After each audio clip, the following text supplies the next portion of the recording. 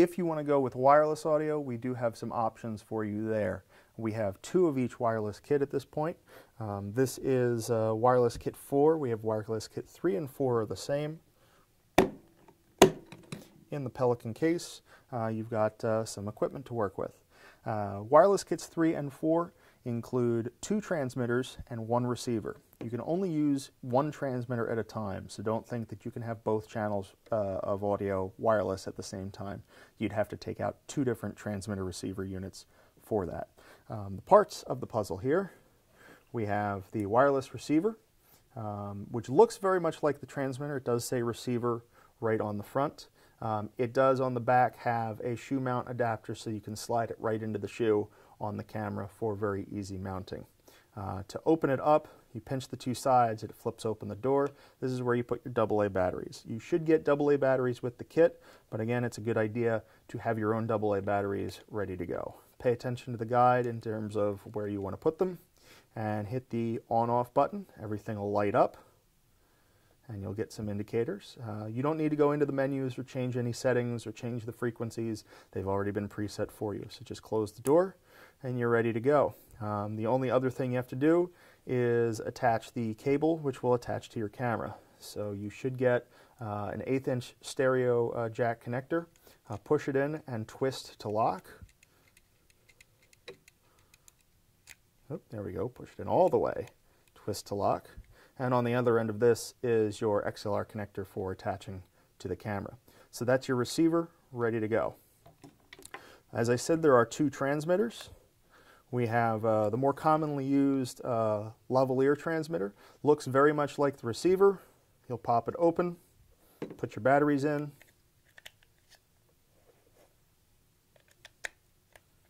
power it on, push the on-off button.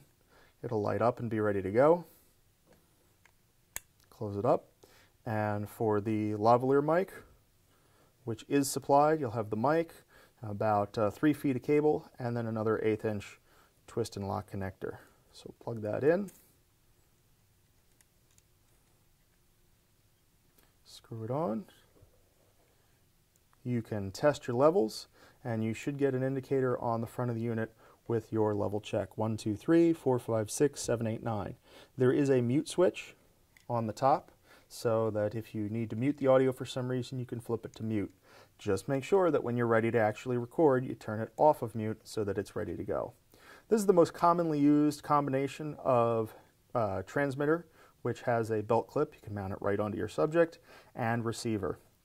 The other transmitter that we have is quite literally called the Buttplug Transmitter, or plug-on transmitter. It'll plug on to the butt end of your microphone, standard XLR, and we'll show you how to do this. We'll grab one of our handheld mics in this case, and insert, and it'll click. So if it doesn't click, it's not in. So if you can't do that, it's not in the best place possible. To loosen, there's a thumb screw on the bottom. Loosen this, and it will eventually allow you to release the microphone. For this one, in its handy-dandy leather case, you'll pop it open, pop open the back door, and this is where you'll insert 2 more AA batteries. Okay, make sure they are in the direction that they're supposed to be. Close it up, push and hold the power on button, make sure the mute is off, plug your mic in, and you're ready to go. Very important note, you can only use 1 transmitter at a time. You cannot use both the Lavalier transmitter and the plug-on transmitter at the same time. The system will not work that way. So it's either one or the other.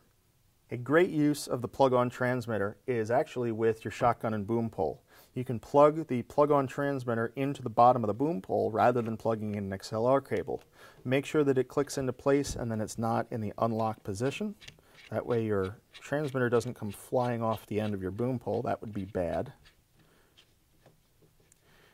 Give it a little pressure, make sure it doesn't go anywhere, and now suddenly and magically you've got a wireless boom.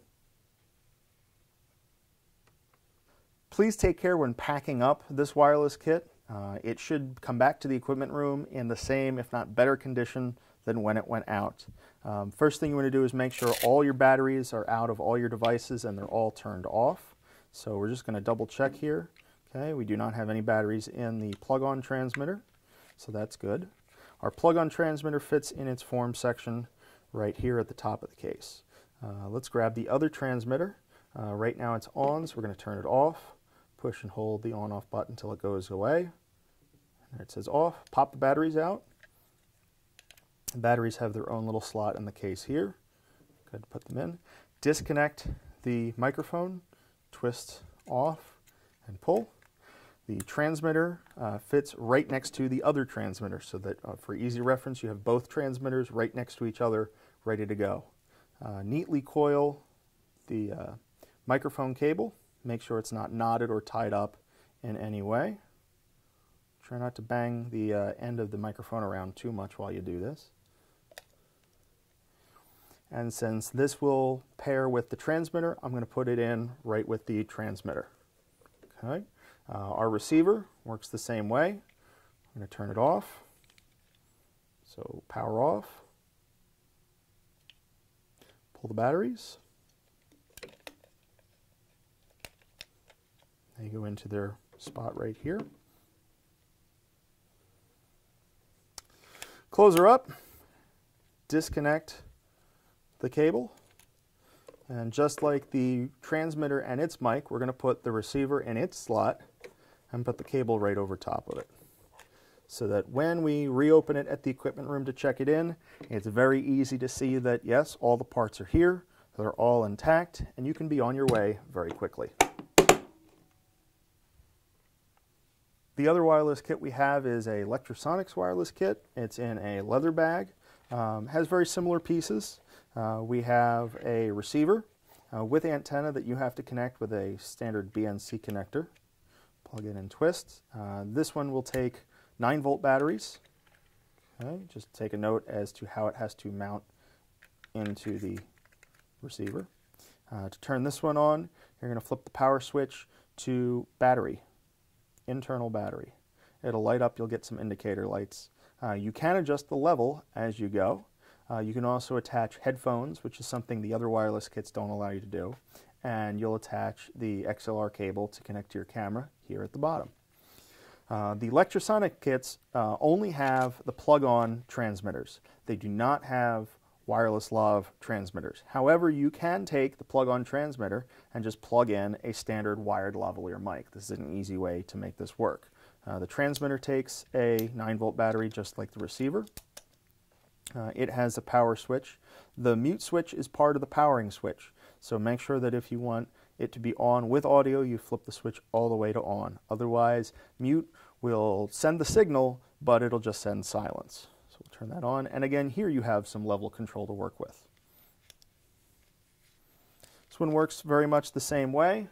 You'll take any type of microphone that you want, plug it in, and it clicks. If you don't hear the click, it's not connected. To loosen, you'll spin the thumb screw. If you have to remove the case, you can do that to get to it a little bit easier. You'll spin and pull. And there we are. So unlike the other kit, you don't have to spin this indefinitely. It's basically a quarter turn to release. Mounting the receiver to the camera is a little trickier. At the time of this video, as you can tell, there is no shoe mount on the receiver. There's actually a piece of Velcro we used to Velcro to the camera, and that didn't really work out too well. So we are in the process of building a mount for this. In the meantime, if you need to check out this kit, what you can do is you can take your camera and you can actually zip tie the receiver right to the handle of the camera. There are zip ties and cables packed with this receiver, and you can very easily do this.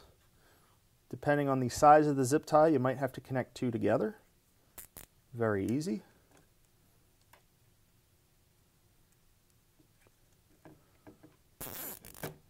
Connect and tighten.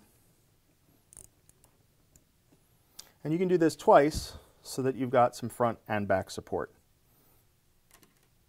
To remove, simply grab a pair of scissors or wire cutters, snip, and you're out. Again, we are building a mount for these, but in the meantime, if you need to take this kit out, this is the best way to attach the receiver to the camera. Clip the ends if you don't want to have them waving at you as you shoot, and again, zip ties will be included in the back pouch of the case.